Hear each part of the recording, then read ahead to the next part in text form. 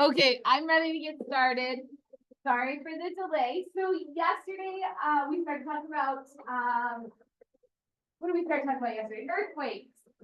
And we learned that there's two sets of earthquake waves that travel through the earth, and they each have their own characteristics. What do we know about S waves?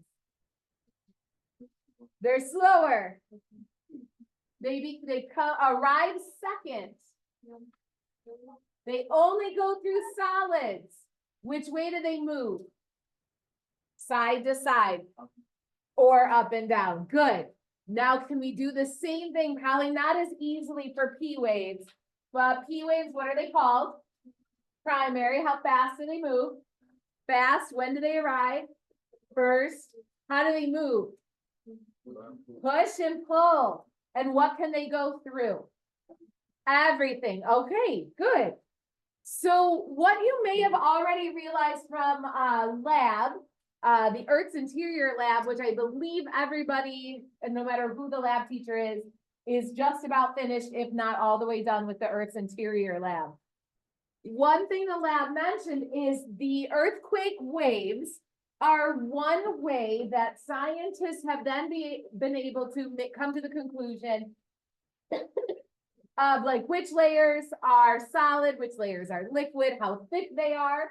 So basically, since we can't actually go to each layer, we have to make an inference. So we observe the earthquake waves, see that some of the waves get stuck, the S waves, because they can't go through the liquid outer core. One thing that I didn't mention yet is the waves do speed up and or slow down depending on the density of the material they're going through. So scientists are able to say, okay, this one speeds up a little bit. It must be a less dense substance. Oh, here's where they slow down. It must be more dense or something along those lines.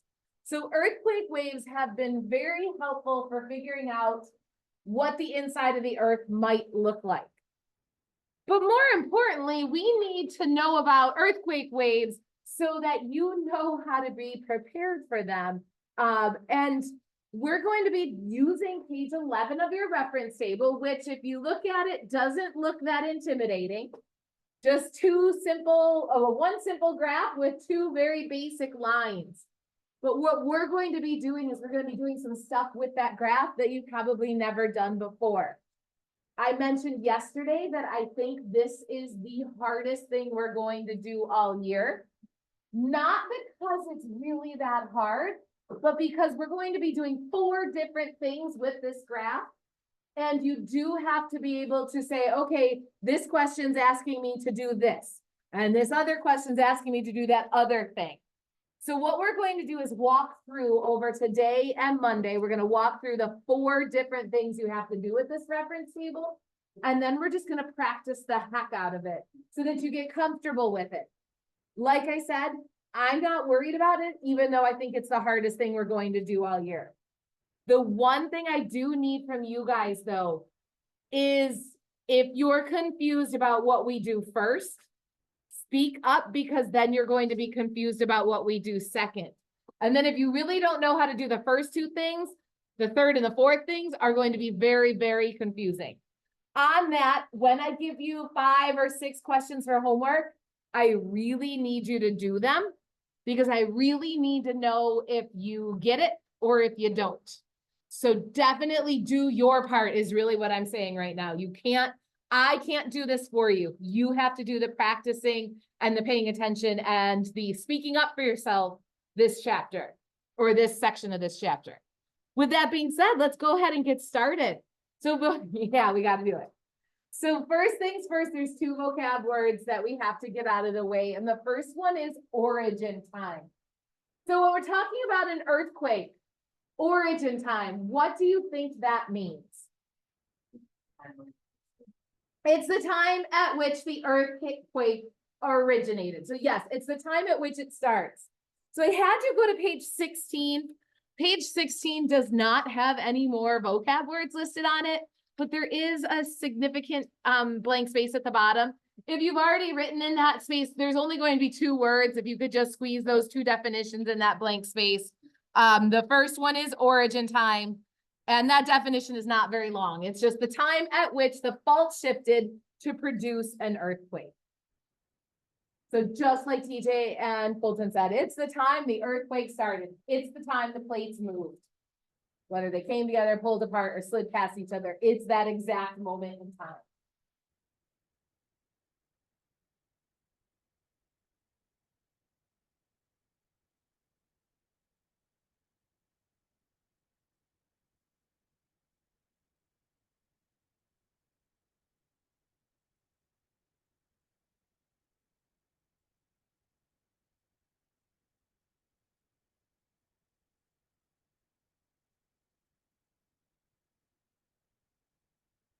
So that's one of the vocab words we need. The other one sounds similar, and and here's where, like I was saying, it's going to be difficult because the words, they don't sound all that different. And at first glance, you might not even notice the difference. So here's one of those times where you're going to have to read carefully, stop and think, what are they talking about? So the other one is travel time. Clearly a different phrase, but both about time. So if you're not being careful, you're going to be like, oh, time. I know which one this is. I'm pretty sure you know what it means. Like, what's the travel time? What does that mean? Not necessarily how fast, because it's not like a miles per hour. Yes, how long? So that's, again, another thing you got to be careful. You knew what you were talking about, but we have to be very specific of what it means. So travel time is not a miles per hour or kilometers per hour. That would be travel speed. We just want travel time. In other words, you don't need to write all this. Let me see. The time between the breaking of the rocks that cause the earthquake and when the event is detected at a distance location. Let me rephrase that. I don't like it. Oh, there, I did rephrase it. Let's just we'll stick with that, but you only have, where'd it go? Oh, okay, it's there. Just had to hit the table. All right, travel time. Yes, this is the official definition. Don't write that, it's complicated. So it's the time between the breaking of the rock. So in other words, the earthquake started. And the event is detected at a distant location. So it really just means how long it takes the P and S waves to travel or to get to a seismic recording station. So just write that second bullet.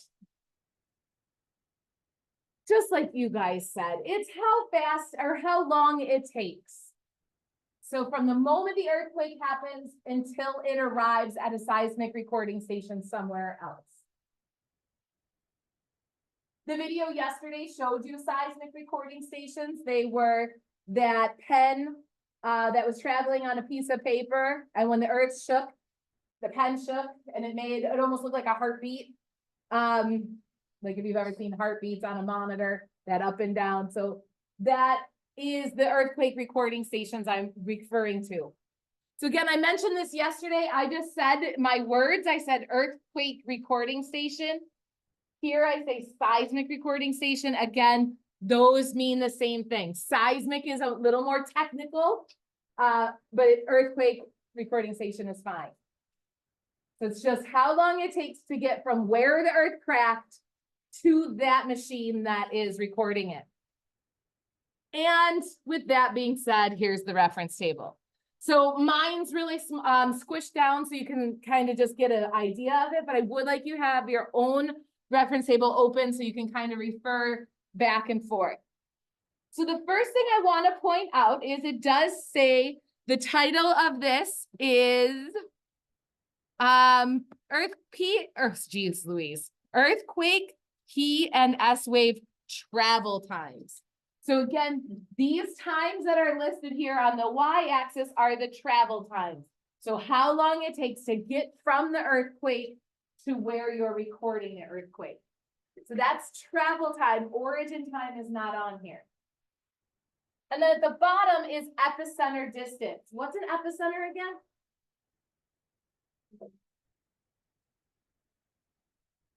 Wait, what is it? Huh? It's really just, again, where the earthquake is on the surface, not how far down it is, but just where it is. So in other words, what city it happened in.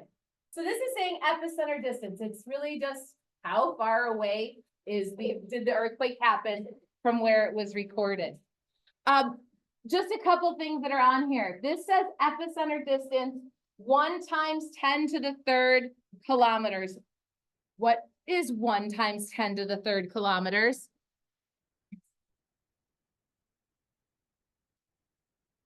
Oh boy. Do you remember how to do this? Yeah, it's just scientific notation. So this really isn't saying 1. It's saying 1 times 10 to the third, which just means, and we practiced this at the beginning of the school year, you have 1. Here's the decimal point. Move the decimal over 3 spots. 1, 2, 3. Add in zeros. So this is not saying 1. This is really saying 1,000 kilometers. I want to go ahead and label those so you don't forget. So what I want you to do is at that 1 in your actual reference table, change it so you can clearly see that that's 1,000. Same with 2,000 and 3,000. I think you get the point. Go all the way up for this. You may notice that I'm labeling it with my zeros going down. That's because I do want to do a few more labels. This last one is 10,000.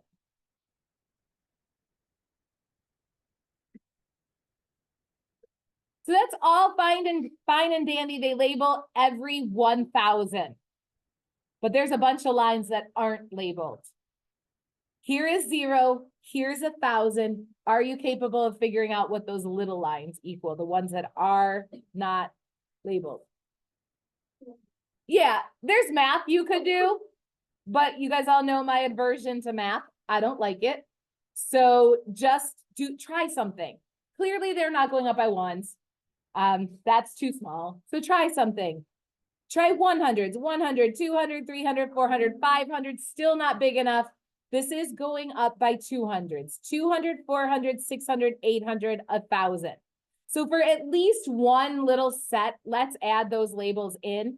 I don't think you want to go through and label everything because I think it'll get too sloppy, but I do want to do one set of labels here. So I'm going to turn this so I can write a little neater. 200, 400, 600, 800. We already have 1,000 labeled. So like I said, I don't think you want to go all the way across. Why is that so big? So 2, 4, 6, 800, 1,000. You're welcome to label all of it, but I think it's going to get messy. Just keep in mind that this next one, maybe let's do one more. What is one line after 1,000? Okay. So 1,200. That's up to you if you want to go all the way across, but we're not going to do it right now. So that's pretty straightforward. The x-axis just going up by 200s. Now let's take a look at the y-axis. This is travel time in minutes. So this is straightforward. This is truly 1 minute, 2 minutes, 3 minutes, up to 24 minutes at the top. But again, they don't label every line. What are those little lines that are unlabeled equal to? 20 seconds. Guys, if you didn't catch that, remember how many seconds are in a minute? 60. So we really want to get from 0 to 60 seconds. So 0, 20, 40, and then 60 would start over. So again, I did label one set just so you don't forget. Do you have to label it? No, but I always like to have one set labeled. Other than that, it's pretty straightforward graph. Okay, we've got an x-axis. You guys know how to read basic graphs. It's not overly complicated yet. You may have noticed, sorry, I forgot to mention, there is a line for the P wave. There is a line for the S wave. You see that they're not on top of each other. Why is the S wave higher up than the P wave? Because it takes more time. It's slower. All right, you guys really, you're going to ace this. So let's get started with the first thing we're going to do with this reference table. So give me 1 second to get back where I want.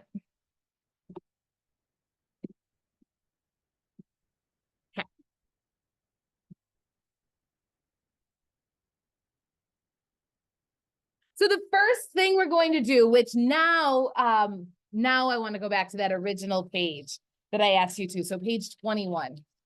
This is where we're going to start to use page 11.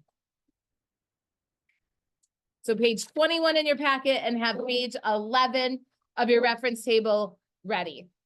The first thing the Regents is going to do is ask you to state how long it takes for the P and the S wave to travel a certain distance. So in this case, how this would work is, okay, I'm telling you, you are 7,000 kilometers away from the earthquake. I want to know how long it will take the P wave to get here and how long it'll take the S wave to get here. So it's, again, not too complicated. Anybody want to walk us through how you would do this one? Earthquake is 7,000 kilometers away. How long will it take the P wave to travel there? Yeah. Move over to 7,000, which in this case is 7 times 10 to the third. So we want to do the P wave first. So 7,000, go up till you hit the P wave. Now what? Now we go over. So 7,000, hit the P wave, go over. I got to use my actual reference table. So we are a little above one. Let me actually. So 7,000, hit the P wave. This line right here is the 10 minutes. That's 10 minutes, 20 seconds, 10 minutes, 40 seconds. Are we right on the 10 minutes, 20-second line? No. 10 minutes, 25 seconds, that would work. Keep in mind that halfway, so it would be halfway would be really, oops, sorry, I was on the wrong one. So somewhere very close to where we were. So if you did say 10 minutes and 30 seconds, that would have been appropriate. But I agree, it was a little above that 10 minutes and 25-second mark. Now, everybody go ahead and do the same thing for the S wave.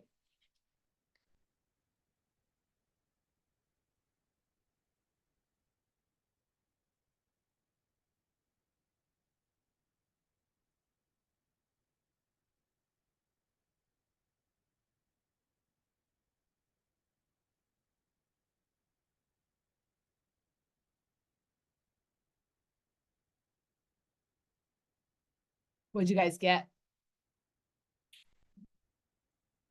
Ooh, I like it. So you noticed, so here's the 7,000 line, travel all the way up it. We were right below the 19-minute mark. So Dakota did go ahead. He said 18 minutes, 57 seconds. I went even closer, 18 minutes and 59 seconds. Everybody get that or somewhere near there? If you had said 19, I don't think it would have been the end of the world in this case. I think they would have been just fine with that. All right, I want to give this some practice because remember, I said this is the hardest thing you're going to do all year. See how well you do on this box right here. So go ahead and practice. Let's not do all of them because I don't think we need to do 10. So let's do 1, 2, 3, 4. Oh, there's only 6. Go ahead and do 6 more. You can do that.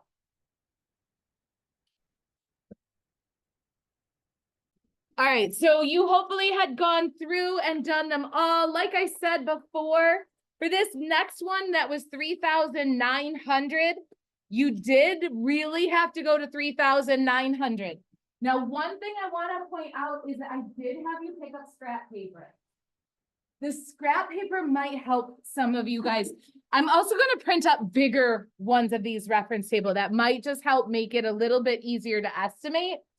But when I say go to 3,900, it's not a line. So here's the line. Here's 3,000. There's 3,800. Here's 4,000. So we truly want to go in between those lines. And you can use your scrap paper as a straight edge if that helps you out. So there's 3,900 or so right around there. Hopefully you saw that it didn't quite hit the 7 line. Some of you I saw had 7. It would probably be okay. They will give you some wiggle room, maybe about 10 seconds. I would have said this was more like, so if this is 640 here and that's 7, I'd say we're kind of a little more than halfway up from there. So maybe like, in fact, I said 650. Let's go through these, see how you did. So I think we did these two to, I don't remember. Yeah, we did both of them. So then we got 650 and 730. Are those within 10 seconds of what you said? Oh, yeah. Except for, I don't know why I said 6. I meant 12:30. Now are you within 10 seconds? Okay. Then I said 4 minutes and 0 seconds, and then 7 minutes and 20 seconds. Then 3:20, and then 6 minutes exactly. So you may see that I left the seconds blank. That's fine. But if you do want to clear up any confusion, go right ahead and add those zeros in. How about 4:15 and 7:30? And 11:30 and 21 minutes. And then 6:20 and 11:35. Good. Was there any that, Cam, maybe you want to go over? Just one wrong? Can I ask like how far wrong you were? Seconds or minutes? Oh, seconds? You're all right. Okay. Then I guess we don't even need to go back to PowerPoint. Are you able to read this set of directions now? It says state how far a P and S wave can travel in the given time. So in this case, I'm going to tell you, hey kid, it takes 4 minutes and 20 seconds for the P wave to get there. How far away would the earthquake's epicenter be? And then I also said, okay, well then how far will the S wave travel in that distance? So to do that, it's just the reverse. This time I give you the time, so 4 minutes and 20 seconds, and I want to know how far the P and the S wave can travel in that 4 minutes and 20 seconds. The biggest mistake people make is picking the wrong line. What I mean is when you get to 420, make sure if you want the P wave, you go all the way to the P wave line. And for me, when I did 420, 2,200. Do not pick the S wave first. If they ask for the P wave, go to the P wave. Now they ask for the S wave. Here's 420. Hit my S wave. It's in between. It looks like 1,000 and 1,200. I'm going to call it 1,100. Do you guys agree? All right, go ahead and finish off that table, please.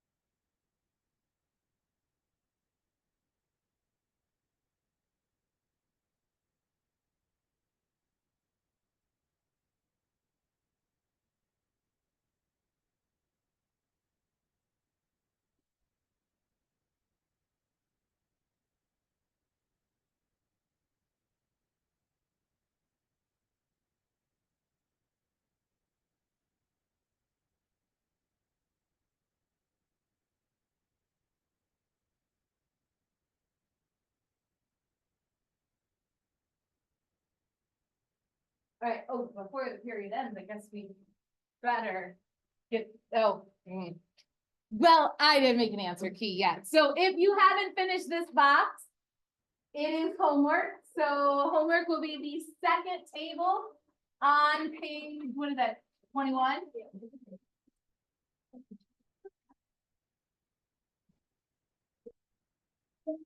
Second table on page 21. So I do want that whole table finished, just this middle one. So when I say second table, here's your first table, here's your second table. That's all, most of you just finished it, but heck, let's make it a homework if you didn't finish.